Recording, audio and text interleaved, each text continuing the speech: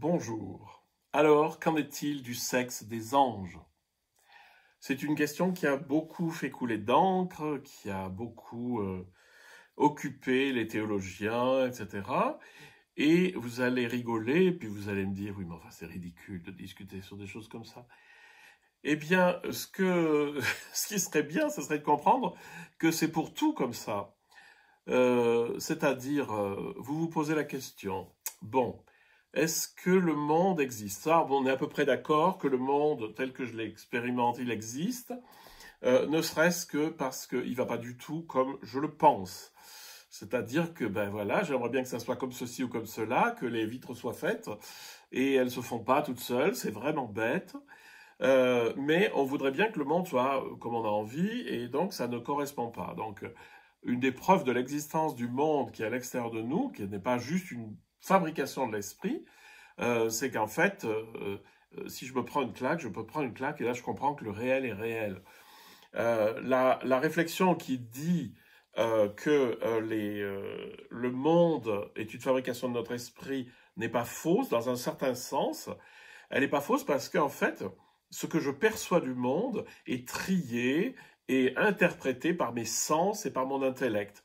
Le monde n'est pas dans son essence, dans sa vraie nature, il n'est pas tel que je le perçois, parce que je fais que le percevoir. Vous avez qu'à comprendre comment une abeille doit percevoir le monde, et comment vous la percevez. Vous voyez bien qu'on perçoit quand même bien le même monde, mais pas de la même manière. Mais par contre, ça n'induit pas que le monde n'existe pas. Hein. Donc, alors, est-ce que le monde existe?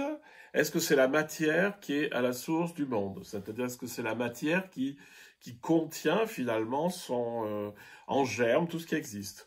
Est-ce que c'est l'esprit? Est-ce que c'est Dieu? Est-ce que c'est pas Dieu? Une des grandes choses, par exemple, c'est de dire, ben voilà, il y a un principe unique à la réalité.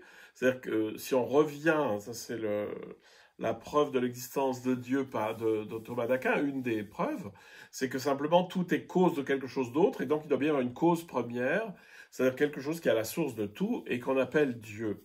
Mais par exemple, les cathares ont vu ça un peu différemment. Ils se sont dit, ils partent de la réflexion, ah mais le monde, il n'est pas à l'image de Dieu. Donc Dieu ne peut pas l'avoir créé. Et donc, ben, il faut un principe différent, un principe du mal qui va faire que ça marche pas bien, et puis un principe du bien qui est Dieu, etc. Et alors, évidemment, on peut s'écharper pendant des millénaires sur ces questions, on peut tergiverser, faire des guerres saintes, tout ce que vous voulez. Mais serait-il pas plus intelligent finalement de se dire, mais de la réalité on ne peut rien dire vraiment, quoi. D'où elle vient, pourquoi, tout ça c'est des questions qu'on n'a pas. On n'a pas de réponse. Hein. Bon, c'est une image que j'aime bien, c'est on a aussi peu de capacité de comprendre la réelle nature de ce qui existe et pourquoi c'est comme ça, qu'un chat de comprendre le théorème de Pythagore. C'est simplement à côté de ses capacités à lui. Donc, il n'y a pas de souci. Hein. Les abeilles, elles voient les ultraviolets, nous, on ne les voit pas. Et ben voilà, on ne voit pas les ultraviolets. Donc, nous, on ne voit pas la raison du monde, la finalité du monde, etc. Donc, discuter sur le sexe des anges, ça peut être intéressant un certain temps, mais de toute façon, vous ne trouverez pas de réponse. Hein. Alors, je ne parle pas du sexe des anges, mais de la source de la réalité. Est-ce que la réalité est faite par l'esprit? Est-ce que la réalité est faite par la matière? Est-ce que, etc. Enfin, est-ce qu'il y a autre chose, par exemple, qu'on ne saurait pas encore? La seule chose qu'on puisse vraiment faire en spiritualité, c'est expérimenter quelque chose qui est d'un autre ordre. C'est-à-dire, avant de mettre des mots, c'est de se dire, oui, je peux expérimenter la réalité différemment que dans le schéma où je m'enferme en moi-même. C'est-à-dire, je peux expérimenter, ce dont on parle tout le temps, hein, que ce soit avec la vision sans tête ou avec Maître Eckhart ou qui vous voulez, c'est cette espèce d'ouverture de l'esprit qui fait que l'esprit, finalement, on se rend compte qu'il est très très vaste et même infini et hors du temps.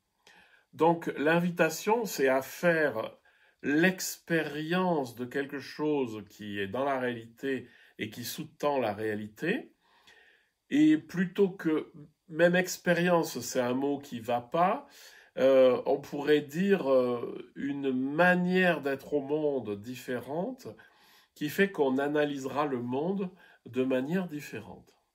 Donc, l'invitation aujourd'hui, c'est de ne pas se satisfaire des petits discours sur la nature du monde, ou sa non-nature, ou la nature primordiale de l'esprit, ou ce que vous voulez, mais c'est d'expérimenter quelque chose en moi qui va me faire changer de mode de fonctionnement.